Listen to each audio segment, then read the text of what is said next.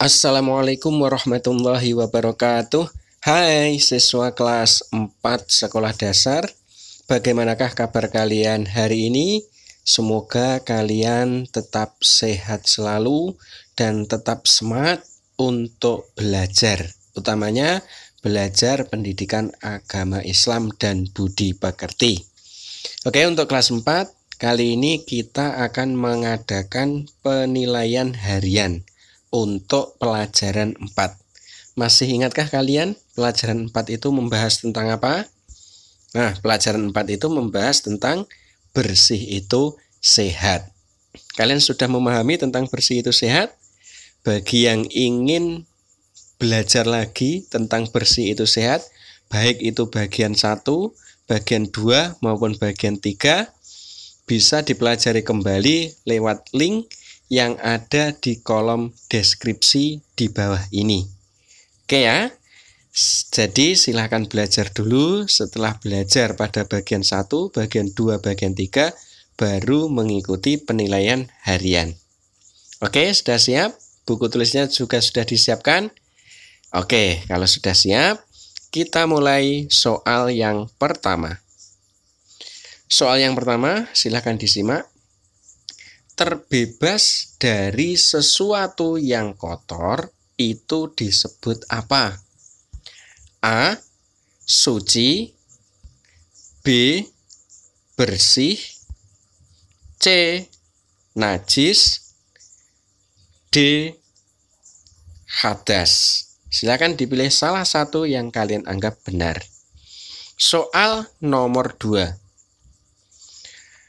Di bawah ini yang bukan termasuk najis adalah titik-titik. Jadi yang bukan najis itu apa? Apakah A. darah, atau B. nanah, atau C. tinta, atau D. air kencing? Jadi yang bukan najis itu yang mana? Oh iya, tadi lupa, soal ini nanti ada 30 soal. Oke ya. Kita lanjutkan soal nomor 3. Lawan dari kata najis adalah titik-titik. Jadi najis itu lawannya apa? A. bersih. B. suci. C. kotor. D. hadas. Silakan dipilih salah satu. Kita lanjutkan soal nomor 4. Cara bersuci dari hadas besar adalah dengan titik-titik. Jadi hadas besar itu bisa disucikan dengan bagaimana? A. dengan mandi keramas, atau B. dengan diperciki air, atau C. dengan berwudu, atau D. dengan dibasuh sebanyak 7 kali. Silakan ditulis jawabannya yang paling tepat. Kita lanjutkan soal nomor 5. Di bawah ini yang termasuk contoh hadas kecil adalah titik-titik. Jadi hadas kecil itu contohnya apa? A. keluar darah haid, atau B. terkena kotoran ayam, atau C. hilang akal karena gila, atau D. terkena air liur kucing. Silakan dijawab. Oke ya. Kita lanjutkan soal nomor 6. Bersuci dengan menggunakan air mutlak. Jadi bersuci itu kita harus menggunakan air mutlak. Nah, di bawah ini yang bukan termasuk contoh air mutlak adalah titik-titik. Jadi yang bukan air mutlak itu apa? Yang pertama, air sumur, atau yang B. air laut, atau yang C. air teh, atau yang D. air embun yang bukan termasuk air mutlak. Oke, bisa ya? Oke, kita lanjutkan soal nomor 7. Di bawah ini yang bukan termasuk macam-macam najis adalah titik-titik. Ingat, yang bukan termasuk macam-macam najis ya. Yang pertama, najis ringan. Yang kedua, najis sedang. Yang ketiga, najis besar. Yang keempat, najis berat. Kira-kira yang bukan macam-macam najis yang mana? Kita lanjutkan soal nomor 8. Di bawah ini yang termasuk najis mukhofafah adalah titik-titik. Jadi contoh najis mukhofafah itu yang mana di antara pilihan 4 di bawah ini? A. Air liur anjing. Atau B. Kotoran sapi. Atau C. Air kencing bayi laki-laki. Atau D. Air kencing bayi perempuan. Silahkan dipilih salah satu yang paling betul. Kita lanjutkan soal nomor 9. Cara membersihkan najis mughaladah adalah dengan titik-titik. Jadi najis mughaladah itu bisa bersih atau bisa suci dengan apa? Pilihannya yang A, dengan diperciki air. Atau yang B, dengan dibasuh 7 kali, salah satunya dicampur debu. Atau yang C, dibasuh sampai hilang rasa, bau, dan warnanya. Ataukah yang D, dengan cara berwudu? Silahkan dipilih. Sudah? Oke, kita lanjutkan soal nomor 10. Di bawah ini yang termasuk najis berat adalah titik-titik. A. Air liur anjing. B. Kotoran sapi. C. Air kencing bayi laki-laki. D. Air kencing bayi perempuan. Sudah? Oke, kita lanjutkan soal nomor 11. Cara menghilangkan hadas kecil yaitu dengan titik-titik. Jadi hadas kecil itu bisa hilang dengan apa? A. Dengan mandi keramas. B. Dengan diperciki air. C. Dengan berwudu. D. Dengan dibasuh 7 kali. Kita lanjutkan soal nomor 12. Dalam berwudu, sesuatu yang jika ditinggalkan maka wudunya tidak sah. Hal tersebut termasuk titik-titik wudu. Jadi kalau ditinggalkan wudunya tidak sah. Berarti disebut apa? Apakah A. Sunnah wudu. Atau B. Rukun wudu. Atau C. Yang membatalkan wudu. Atau D. Makruh wudu. Silakan dipilih salah satu. Soal selanjutnya nomor 13. Jumlah rukun wudu itu ada berapa? A. Ada 4. B. Ada 5. C. Ada 6. D. Ada 7. Pilih salah satu yang paling betul. Kita lanjutkan soal nomor 14. Niat wudhu itu dilakukan bersamaan dengan titik-titik. Jadi niat itu dilakukan bersama-sama dengan apa? Apakah A bersama dengan membasuh telapak tangan, atau B bersamaan dengan berkumur, atau C bersamaan dengan membasuh muka, atau D bersamaan dengan membasuh kedua tangan sampai siku. Oke, sudah? Kita lanjutkan. Soal nomor 15. Di bawah ini yang bukan termasuk rukun wudhu adalah titik-titik. Jadi yang bukan rukun wudhu itu yang mana?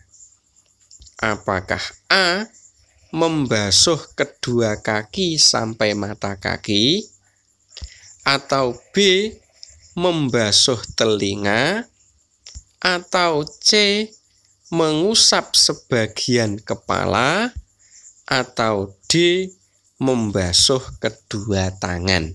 Ingat, yang bukan termasuk rukun wudhu. Oke ya, sudah? Kita lanjutkan. Soal nomor 16. Urutan wudhu setelah membasuh muka adalah titik-titik. Coba diingat-ingat ya. Ketika kalian wudhu setelah membasuh muka itu membasuh apa? A. Membasuh hidung, atau B. Membasuh kedua tangan sampai siku, atau C. Mengusap sebagian kepala, atau D. Membasuh telinga. Silakan diingat-ingat, kemudian dipilih salah satu yang paling betul. Soal selanjutnya nomor 17. Salah satu gerakan wudhu adalah intinsyak, yaitu titik-titik. Jadi istilah intinsyak itu gerakan wudhu yang bagaimana? Apakah A. berkumur-kumur, atau B. menghisap air ke dalam hidung, atau C. membasuh muka, atau D. membasuh kedua tangan sampai siku? Oke, sudah? Kita lanjutkan. Soal nomor 18. Di bawah ini adalah anggota tubuh yang sunnah dibasuh saat wudhu adalah titik-titik.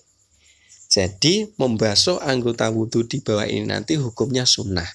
Lah, anggota yang mana yang sunnah dibasuh ketika wudhu itu? Jawabannya, pilihannya yang A, muka, pilihan yang B, tangan, pilihan yang C, telinga, pilihan yang D, kaki. Yang sunnah dibasuh itu anggota yang mana saat wudhu loh ya. Oke, kita lanjutkan. Soal nomor 19. Setiap basuhan dalam wudhu itu disunahkan sebanyak berapa kali? Nah, ini sangat mudah ini. Kira-kira berapa kali ketika kita itu wudhu membasuh anggota wudhu? Yang pertama, apakah 1 kali? Yang kedua, apakah 2 kali? Yang ketiga, apakah 3 kali? Pilihan yang keempat, apakah 4 kali? Silakan dipilih. Soal selanjutnya nomor 20. Di bawah ini yang bukan termasuk potongan lafal dari doa sesudah wudhu adalah titik-titik. Ingat, yang bukan potongan lafal doa sesudah wudhu. Kalian masih ingat ya doa sesudah wudhu? Nah, itu nanti yang bukan termasuk lafal potongan doa sesudah wudhu yang mana?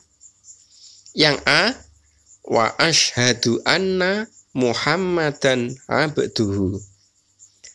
Atau yang B, li raf'il hadatsil asghari, atau yang C, waj'alni minal mutatahhirin, atau yang D, min ibadikas sholihin. Kira-kira yang mana? Silakan ditulis jawaban yang paling betul. Soal nomor 21. Tidur yang tidak membatalkan wudhu adalah tidur dengan posisi titik-titik. Jadi tidur itu sebenarnya kan membatalkan wudhu, ya, tapi ada tidur yang tidak membatalkan wudhu.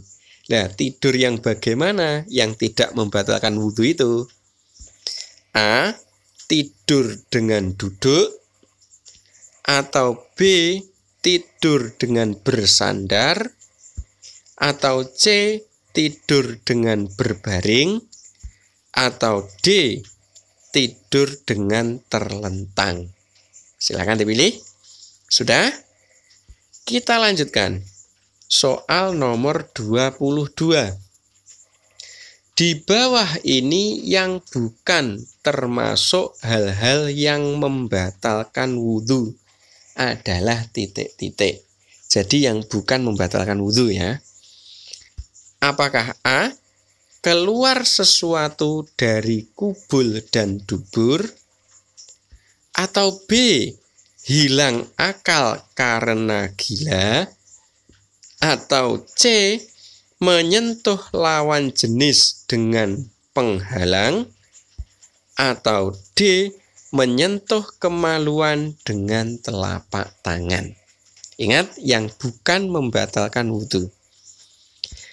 Kita lanjutkan. Soal nomor 23. Fungsi dari tayamum itu adalah sebagai pengganti dari apa? Apakah A. Pengganti wudhu, atau B. Pengganti mandi besar, atau C. Pengganti istinja, atau D. Pengganti wudhu dan mandi besar. Silahkan dipilih. Soal selanjutnya nomor 24. Tayamum itu dengan menggunakan apa? Apakah A. Menggunakan tepung, atau B. Menggunakan tisu, atau C. Menggunakan debu, atau D. Menggunakan batu? Silahkan dipilih. Kita lanjutkan. Soal nomor 25. Berikut ini yang termasuk rukun tayamum adalah mengusap titik-titik. Jadi tayamum itu yang diusap apa saja? A. Kepala, B. Kedua tangan, C. Kedua telinga, D. Kedua kaki. Kira-kira yang diusap apa? Apakah kepala, atau kedua tangan, atau kedua telinga, atau kedua kaki? Oke, sudah? Kita lanjutkan. Soal nomor 26. Di bawah ini yang bukan termasuk syarat tayamum adalah titik-titik. Ingat, yang bukan syarat tayamum, ya. Yang pertama, niat. Yang kedua, tidak ada air. Yang ketiga, masuk waktu sholat. Yang keempat, mengerti tata cara tayamum. Ingat-ingat, ya, yang bukan syarat tayamum. Oke, ya, sudah bisa? Kita lanjutkan. Soal nomor 27.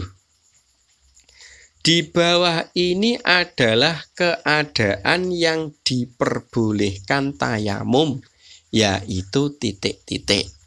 Jadi kita diperbolehkan tayamum itu pada keadaan yang bagaimana?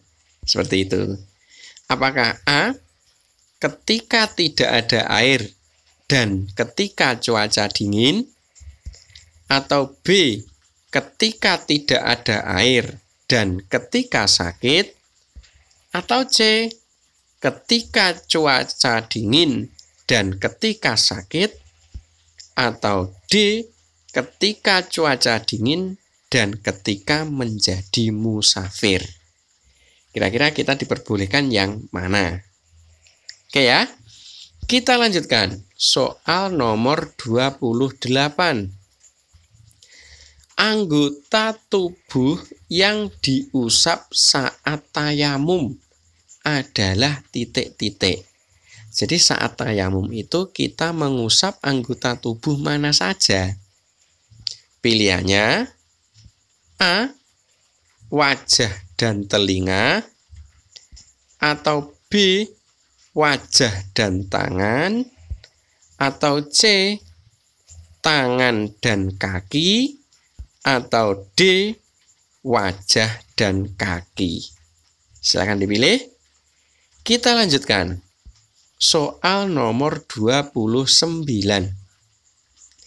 Di bawah ini yang bukan sunnah tayamum adalah titik-titik. Ingat, yang bukan sunnah tayamum.